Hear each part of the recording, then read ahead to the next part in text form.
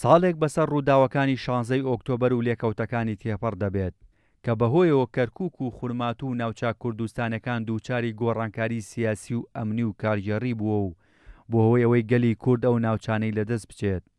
ئەندامێکی ئەنجومەنی پارێزگای سەلاحەدین دەڵێت هەرچەندە گەلی کورد مافی خۆیەتی وەک زۆرێک لە وڵاتانی جیهان خاوەن دەوڵەت و مافی خۆی بێت، بەڵام ئەو کاتەی ڕیفراندۆم ئەنجامدرا گونجاو نەبوو، ئەمەش بووەوەی ئەوەی بەشێک لە خاکەکەی لەدەست بدات. ڕیفراندۆم حەقێکی شەرعی هەموو ملەتێکە و داخوازی نیشتمانی هەموو تاکێکی کوردە، کەس نییە دژی ڕیفراندۆم بێ، بەڵام بە تایبەت لە ناوچە جێناکۆکان و سنووری کەرکووک و خورماتوو ئەو سنوورانە ینی کات و وەختی ئەوە نەبوو، ئەوەش هەموو بەڕێکی زیاتری داوە دەست نەیارانەوە بۆ ئەوەی لەو ڕۆژە خەڵک و شاری خورماتوو نەقمی گۆمایۆکی خوێن و شارەکە بکرێتە سوتماک و نزیکەی 9 شەهید و 114 بریندار و 34 دیل و سوتاندن و بە تاڵانبردنی 3500 ماڵی کورد لە گەڕەکە کوردەکانە و ئاوارەبوونی 10,000 خێزانی کورد کە سەرجەم خەڵکی شاری خورماتووەکە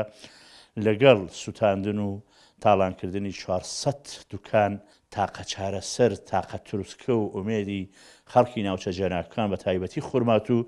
داوامان وایە بەڕاستی کورد یەک ڕیز بێ بە یەک ڕیزی و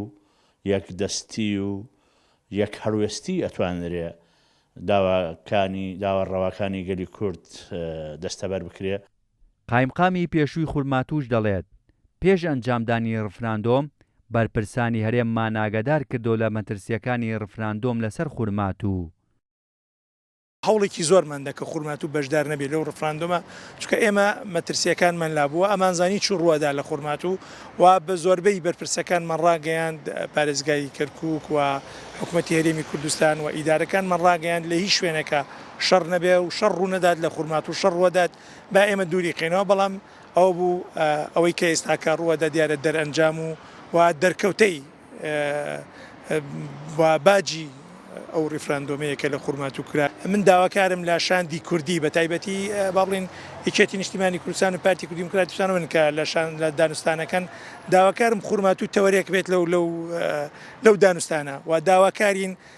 ئاساییکردنەوە و لە هەمان کاتدا ئەنجامدەر و تاوانبارانی ئەو کردوانەی کە بەسەر خورماتوات ئەوانەی کە دەستیان لە خوێنی شەهیدەکان ئەوانن کە دەستیان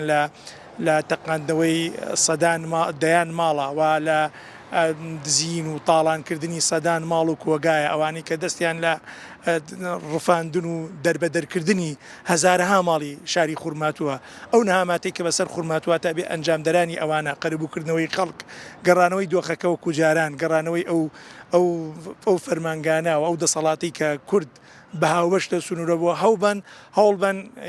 تەوەرێک لە گفتوگوەکان خورماتوو بێ. ڕۆژی 25 ئەیلولی 2017 پرۆسەی هەڵبژاردننی ڕیفراندۆمی هەرێمی کوردستان بەڕێوە چوو.